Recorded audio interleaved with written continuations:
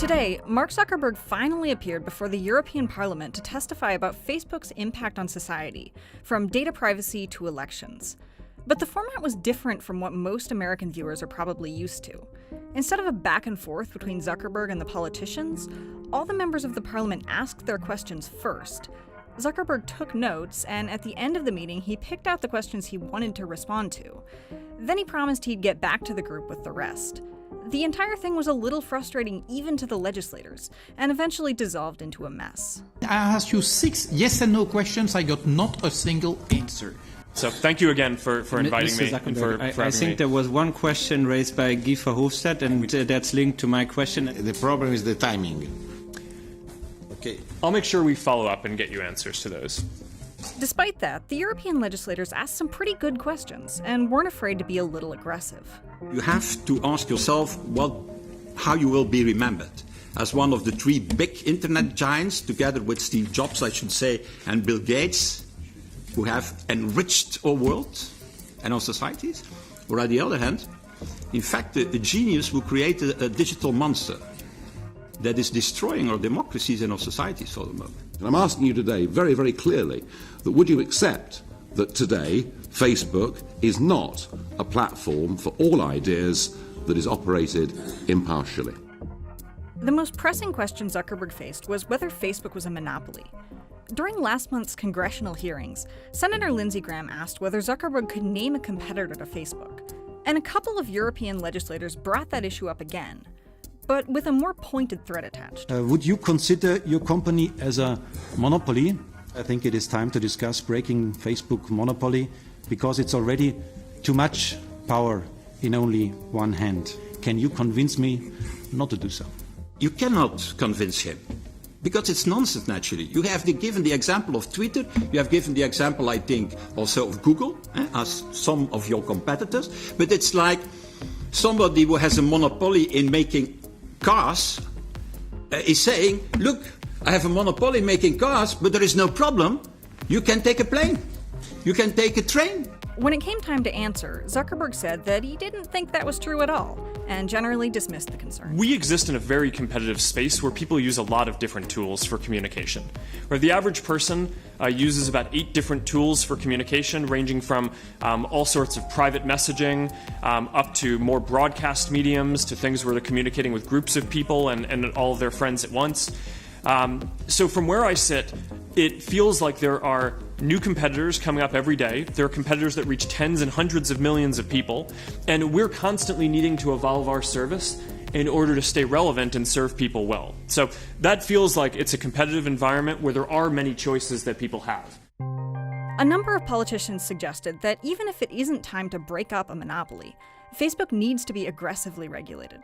Are you ready to completely comply with the new regulation in Europe within the next 3 days? When you said that the regulation would be implemented in spirit, what does that mean exactly? In response, Zuckerberg offered what's become a canned reply.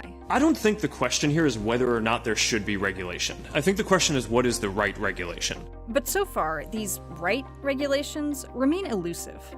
And as one legislator pointed out early in the hearing, self-regulation has not worked well in the past. It's a little bit like with the banks in the 2006, 2007, 2008. They said also, no, we're going to do self-regulation. Don't bother. No, we're going to do it ourselves. The reality is that they didn't do them themselves, and it was needed to have tough regulation. Then there was the question of how Facebook stores data, especially of people who aren't even on Facebook, otherwise known as their shadow profiles. How can non-users stop Facebook collecting their data? And what do you do with the non-Facebook data? Do you commercialize it? And given you do that, is it morally acceptable, do you think, in your opinion, to collect non-Facebook users' data without them knowing what you do with it? And Zuckerberg nearly concluded without even mentioning these. Is there anything else here? Shadow profiles. Shadow profiles. He didn't seem to want to talk about shadow profiles at all, and changed the subject pretty quickly. If you're not a Facebook user, how do you stop that data being transferred? On a security side, we think it's important to keep it to protect people in our community. Were there any other themes that we want to get through? I mean, there's These hearings are happening largely because people are worried about election meddling on Facebook, whether through fake news propaganda or through Cambridge Analytica's data siphoning. This wasn't lost on legislators. Will Facebook commit to, 1, eradicate all remaining fake accounts by the end of the quarter, and B, systematically prevent the creation of new ones moving forward?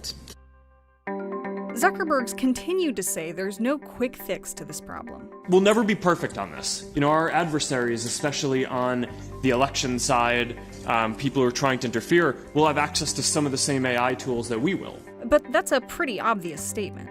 The details are what matter, and Facebook is still just talking up its two favorite weapons: moderators and AI. The game plan is a combination of building more AI tools to identify fake accounts that are trying to interfere and take them down, like we did in the French presidential election. But our vision for how we should manage the system is going to move from one of reactive management as people in our community flag things to one where we're more proactively having systems look at the content, flag things for tens of thousands of people to review, and we're already making significant progress in doing that. And there were a lot of other questions which were never answered.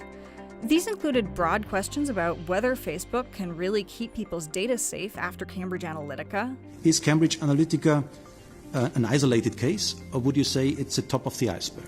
But also extremely specific ones about how quickly Facebook scrubs data that a user asks to be deleted. If people want to come off Facebook, how quickly and under what conditions will their data be fully removed? Or whether Facebook would work with antitrust regulators to prove it's not a monopoly. Would you cooperate with the European antitrust authorities to examine it and to open your books so that we can see if yes or no there is a monopoly? Zuckerberg promised to give written answers to all these questions. But that's the same line he used during the US congressional hearings.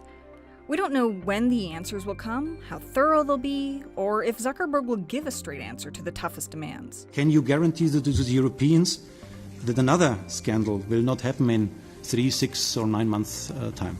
Is the only way of preventing Facebook collecting my data to avoid the internet altogether? And after watching legislators ask good, difficult questions about Facebook, that feels like a huge wasted opportunity. Is Facebook really taking its responsibilities more seriously? Will lawmakers start trying to regulate it?